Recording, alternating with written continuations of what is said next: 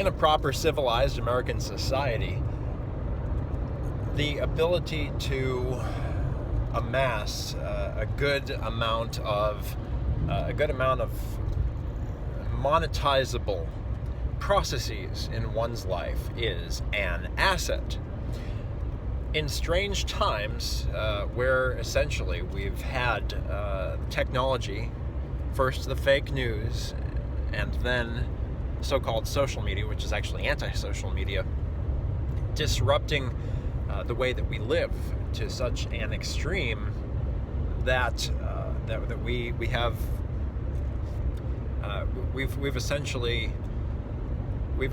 society has been turned upside down. Okay, so America is not right now the strong-hearted society it was, say, during the Great Depression, or we'll say the end of the Great Depression. Now, there is a cyclical nature to the strength of society. People tend to get comfortable, tend to rest on their laurels when they don't have, when they are not forced by necessity to evaluate their values, their strengths, and their weaknesses. Now, millennials are a generation, this is my generation, millennials are by and large a generation with zero values. What millennials consider values are actually pitches sold to them, vast oversimplifications sold to them by both the fake news media, now so-called social media, which is actually anti-social media, Twitter, Facebook, the FANG companies, and the infotainment complex. I can't tell you how many people actually, they may not say they do, but they actually get their values from the shall we say, rather troubled people who tend to make it in Hollywood and usually die of a drug overdose. Tongue twister. So you have the values of pop culture, which actually is no more pop culture, is no more popular than social media is social. The impression is given by the abundance, by the superfluous, by the ubiquitous technology, which repeats and repeats and repeats the same awful content. Remember that old song about Hollywood? Hooray for Hollywood! Or anyone from Shirley Temple to Amy Semple. Another discussion is equally understood. It's satire. Where any office boy or young mechanic can be a panic with just a good-looking pan. And what that means is that even the worst art, this is why Hollywood can't make musicals well, and this phenomenon when we talk about musicals is spoken of adaption sickness. It's like they said in Jurassic Park, what you don't have to work for, you don't fully understand, and you're really not capable of dealing with. And that's what happens, is that Hollywood musicals go to Hollywood to die, generally, because the directors are used to, they don't know what to make of them. They really don't understand them, and their audience is, let's face it, not as smart, not as perhaps maybe a little more well-adjusted maybe than the theater audience, but in a cerebral sense, not quite as there. Anyway, all of this is to say, millennials have no values whatsoever. I was talking with a friend who went to Rochester Institute of Technology, and he said, "Well, Pete," this is a guy who came from the communist government school system. He says, "Well, Pete, my values just don't align with this project." And I mean, it's like, I know, yeah. This dude has no values. What he thinks are values are actually the Communist Manifesto. It's just been repackaged, to sound a lot more classy. But of course, communism is like school on Saturday, classless.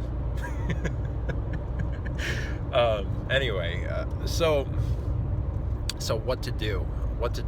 First of all, I mean, there's no substitute for hard work. There are no shortcuts to life. There are no shortcuts to fitting the battle, fighting the good fight, and those very phrases, those cliches, as the millennial might react to them.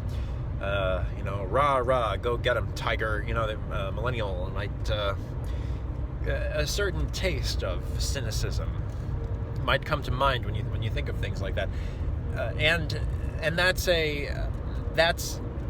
an after effect. That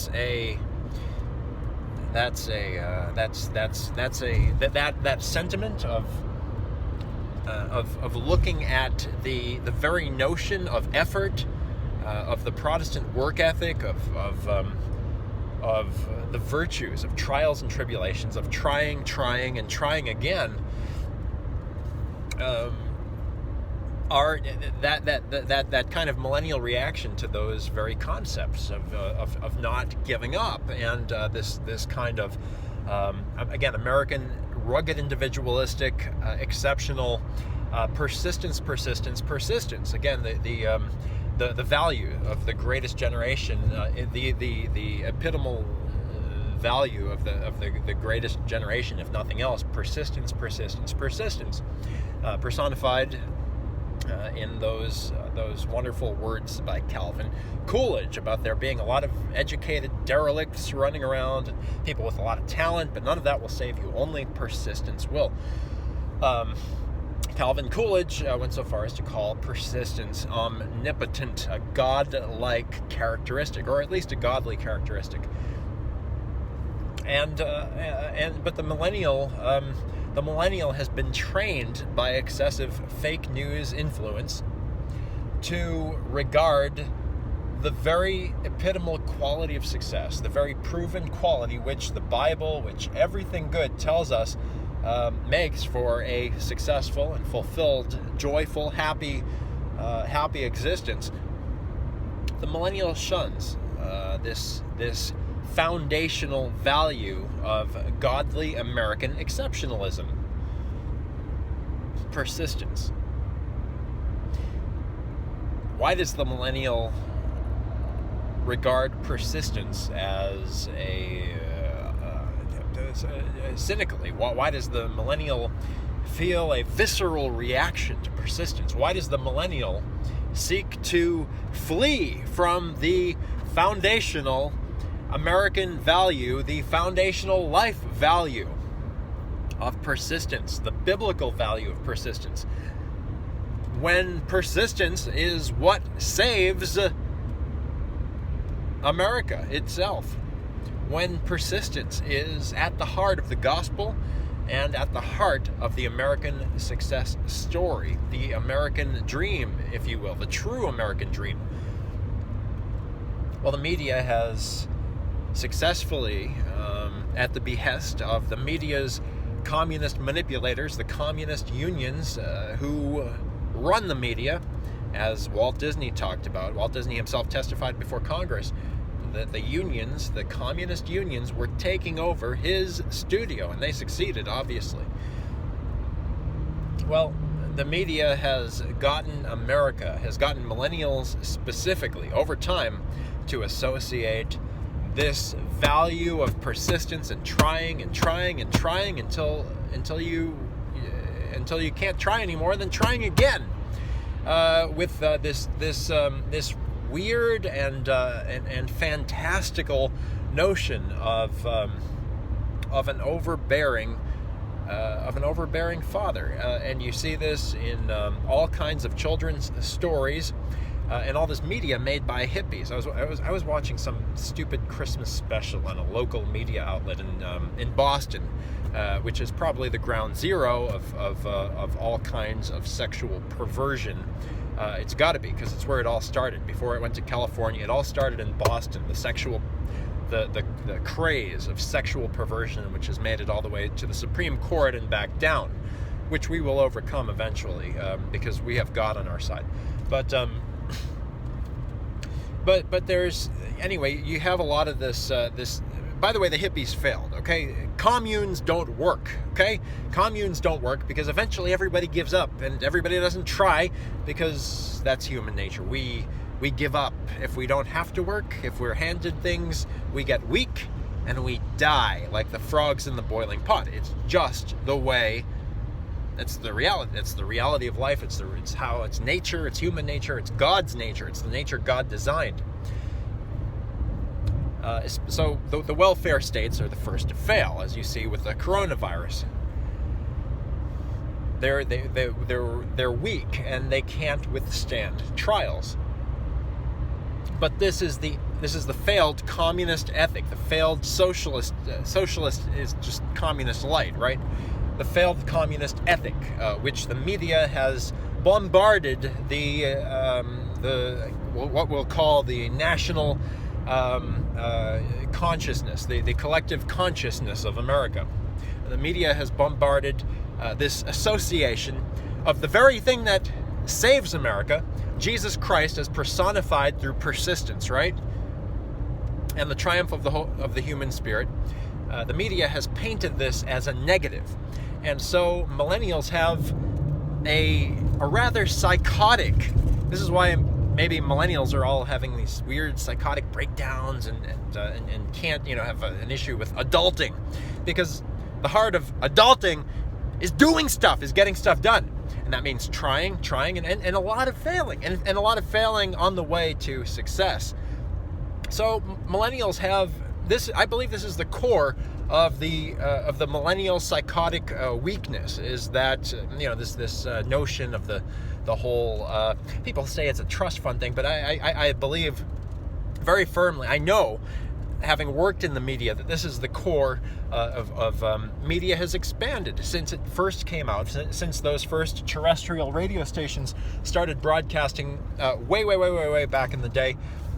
And you have the very first news broadcasts, and those were deceptive in and of themselves. People look back on those and kind of whitewash. Oh, the news was so much better back then. It was so much more objective. No, it was just getting started. It was just starting to get its hooks in the public consciousness. And with faster technology came faster addiction to that technology, faster dependency on that technology. All you have to understand. I mean, if you look at the lines right now at the drive-thru at Starbucks, you understand the irrational. I mean, come on, let's face it. The coffee, Starbucks coffee, it's not nothing to get excited about. But people are trained. Oh, I gotta have my Starbucks. So you have these long lines at Starbucks. Because people have this, it's habit forming. It's just that they're in this habit, and they want some kind of notion of normalcy, and so they have, I have to get my Starbucks, and so they'll wait for an hour, literally an hour, in line at a drive-thru in Starbucks. When they could be inventing something, they could be coming up with something, they might have the most brilliant idea in the world, but they have an obsession, a technology-bred obsession. And hence time is wasted. And that's why they go on Netflix, and they stay on Netflix until they binging episodes, which, binging, of course, is a very healthy concept. And binging television, of course, is no different from binging food. It's an unhealthy, addictive behavior.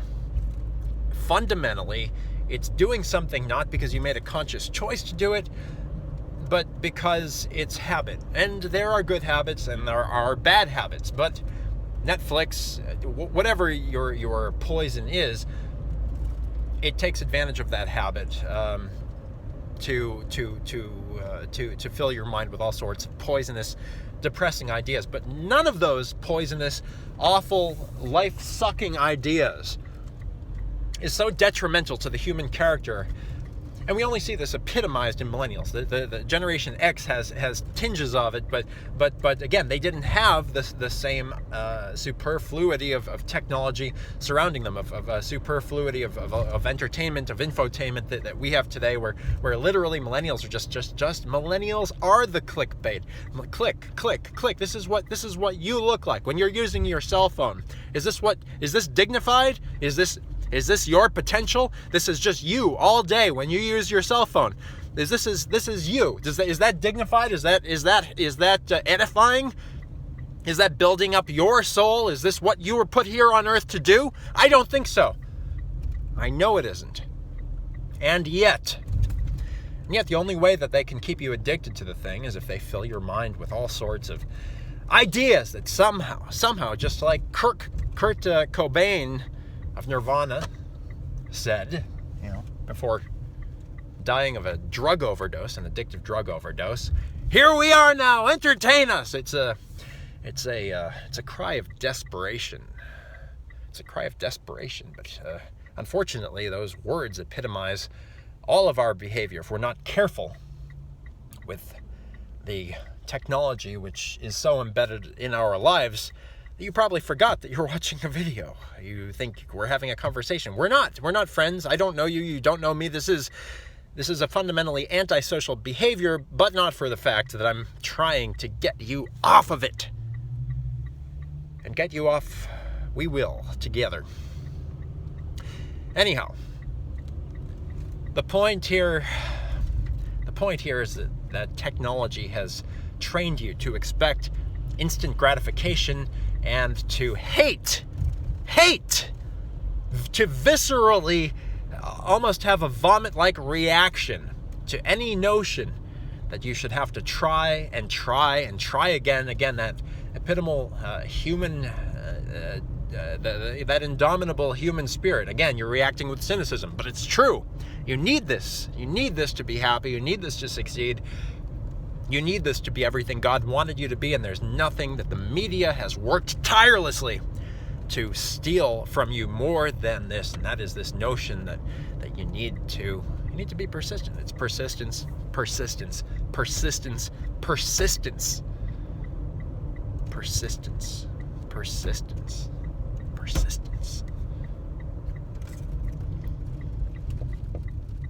This is America's Man's Man. America'sMansMan.com. Turn off your devices and do something.